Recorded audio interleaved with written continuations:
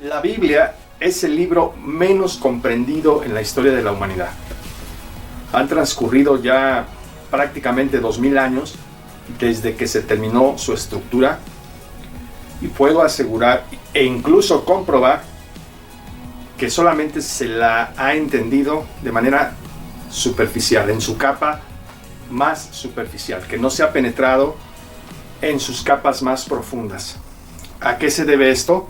Básicamente a que ha reinado el dogma fundamentalista de las religiones históricas, de la cristiandad y del judaísmo, ¿sí? Este dogma fundamentalista pretende no beneficiar a la feligresía generalmente, sino a la cúpula de poder eclesiástico o político. Entonces, el fundamentalismo religioso ha representado un severo obstáculo durante 2000 años para entender el libro sagrado. Otro obstáculo es el escepticismo radical de las universidades laicas. A partir de que en Europa comenzaron a construirse universidades, reinó en muchos casos el escepticismo, particularmente a raíz de la ilustración europea o el iluminismo. Entonces, ha habido dos lecturas básicas del texto sagrado: la del dogmatismo religioso, que busca los intereses políticos de cada cúpula religiosa, y por otro lado, el escepticismo radical de las universidades laicas, el ateísmo, ¿sí? El dogmatismo solamente ve en la Biblia un conjunto de doctrinas religiosas, dogmas, y el escepticismo radical solamente ve en la Biblia un conjunto de mitos, leyendas ridículas y dignas de mofa o escarnio. Debo decirte que ambos paradigmas son dogmáticos, tanto el de las religiones como el de las universidades. Es decir, el escepticismo radical también es una especie de dogmatismo, ¿sí? El cientificismo también es una especie de dogmatismo. Entonces, por eso la Biblia no se ha entendido, sino que se entiende religiosamente o ateamente, de manera escéptica, ¿sí? Bien, ahora yo te voy a hacer una pregunta. ¿Cuál es la intentio operis? Como decía el filósofo italiano Umberto Eco. ¿Cuál es la intentio operis? ¿Cuál es la intención de la obra como literatura? ¿Cuál es la intención de este voluminoso libro? ¿Cuál es su objetivo central? Te voy a citar 3 versículos del así llamado Nuevo Testamento, y aquí vamos.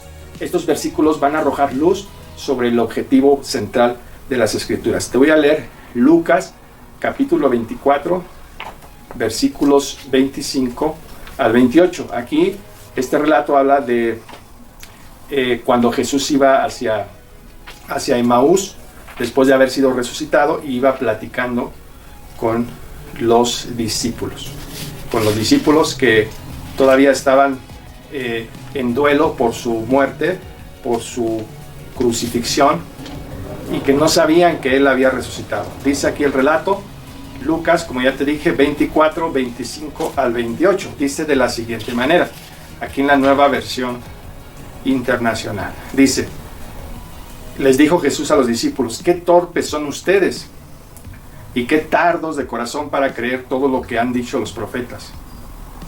¿Acaso no tenía que sufrir el Cristo estas cosas antes de entrar en su gloria? Entonces, comenzando por Moisés y por todos los profetas, les explicó lo que se refería a él en todas las Escrituras. ¿Sí? Entonces, observemos. Jesús les explicó a Moisés la Torá, que serían los primeros 5 o 6 libros de la Biblia.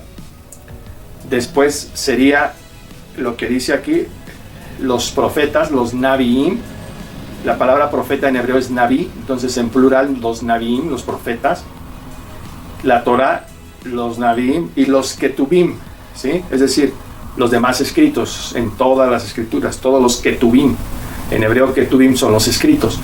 El Antiguo Testamento, el pueblo hebreo, el pueblo judío, lo divide en 3 partes: Torá, Naviim, Ketubim. abreviado, Torah, Naví, Ketuvim sería Tanaj, ¿sí? Mientras que el mundo cristiano le denomina el Antiguo Testamento, el pueblo hebreo lo llama la Tanaj, ¿sí? Torah, Naví, Ketuvim. Es la contracción de esas tres palabras, Tanaj. Entonces Jesús les explicó todo lo que la Tanaj hablaba sobre él.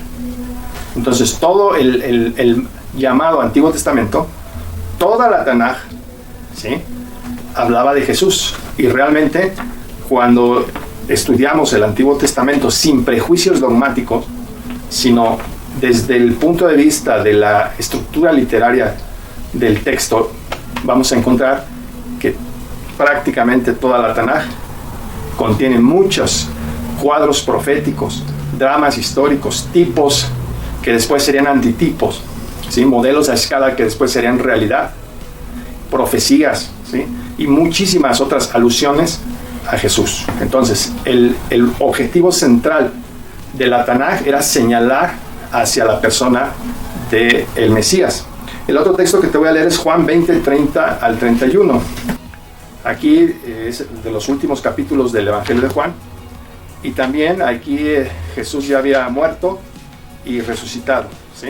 Aquí dice entonces Juan, capítulo 20, versículos 30 y 31, dice: Jesús hizo muchas otras señales milagrosas en presencia de sus discípulos, las cuales no están registradas en este libro, pero estas se han escrito para que ustedes crean que Yeshua es el Mashiach, que Jesús es el Cristo, ¿sí? Ben Elohim, el Hijo de Dios, y para que al creer en su nombre tengan vida. Entonces las escrituras se nos legaron, se nos donaron, se nos regalaron para que creamos que Jesús es el Mesías, el Hijo de Dios, y para que creamos en su nombre, ¿sí? Entonces volvemos a repetir, las escrituras señalan hacia el Mesías. Segunda Timoteo 3, 15 al 17, la segunda epístola o carta del apóstol Pablo al joven Timoteo, que era un líder de una congregación cristiana. Y notemos lo que dice en esta segunda carta, capítulo 3, versículos 15 al 17. Dice de la siguiente manera. Dice: desde tu niñez conoces las sagradas escrituras, que pueden darte la sabiduría necesaria para la salvación, y aquí está el punto, mediante la fe en Yoshua HaMashiach, en Cristo Jesús, ¿sí? Toda la escritura aquí se refiere a la Tanaj, al Antiguo Testamento, porque cuando se escribió la carta a Timoteo todavía no estaba completado el Nuevo Testamento. Probablemente ya estaban circulando los evangelios y algunas otras cartas, pero todavía no estaba completo como lo tenemos hoy en día. Por ejemplo, todavía no estaba el Apocalipsis. Entonces aquí Pablo se refiere también a la Tanaj. Dice: toda la escritura es inspirada por Dios y útil para enseñar, para reprender, para corregir y para instruir en la justicia, a fin de que el siervo de Dios esté enteramente capacitado para toda buena obra. Entonces, otra vez, para que el lector, seamos reprendidos, corregidos, instruidos, para que lleguemos a ser como el Mesías, ¿sí? Esto no significa que el Nuevo Testamento no sea inspirado, pero Pablo está haciendo alusión al Antiguo Testamento, básicamente. Entonces dice Pablo, toda la Tanaj, todo el Antiguo Testamento, pero también el Nuevo, eso lo digo yo, está inspirado por Dios. La palabra griega inspirado por Dios es theopneustos, que significa soplado o insuflado por Dios. Entonces la palabra de Dios está inspirada por Dios con un objetivo fundamental: que lleguemos a imitar a Jesús de Nazaret, a Yoshua HaMashiach, al Mesías, que lleguemos a ser una copia fractal de Jesús. Ese es el objetivo principal de las Escrituras. Si tú la lees de principio a fin, te vas a dar cuenta de que todas las Escrituras tienen al Mashiach, al Mesías, como centro, porque así lo determinó Yahvé o Yod-He-Bau-He, el Dios Todopoderoso, ¿sí? Entonces, cuando leas la palabra, identifica que cada pasaje tiene el objetivo de que imitemos el ejemplo de Jesús, que lleguemos a ser alter Cristo, como dicen algunos teólogos católicos, es decir, otro Cristo, una copia fractal de Jesús. ¿Qué significa una copia fractal? como si sacaras una fotocopia, ¿sí? Por poner un ejemplo muy burdo. Entonces, así como Jesús fue hecho, creado, bueno, la Biblia dice, por ejemplo, que Él es el primogénito de toda la creación y que además Él es la imagen del Dios invisible. Colosenses 1:15 al 17. Entonces, nosotros fuimos creados a la imagen y semejanza de Dios según Génesis 1:26 y 27.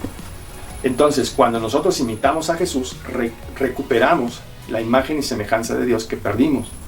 Por eso, todo este voluminoso libro está diseñado, su intención, su intentio operis, la intención de la obra, es básicamente imitar al Mesías.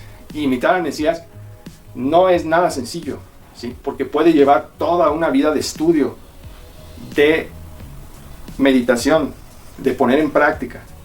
No es decir yo soy cristiano, yo soy católico, protestante, ortodoxo, yo soy mormón, yo soy testigo de Jehová, yo soy adventista, yo soy judío, yo soy rabino. Significa vivir una vida como la del Mesías, ¿sí? En otra ocasión hablaré un poco más de esto, pero básicamente entonces estos 3 versículos nos indican que la Biblia, su objetivo fundamental es que lleguemos a ser como el Mesías.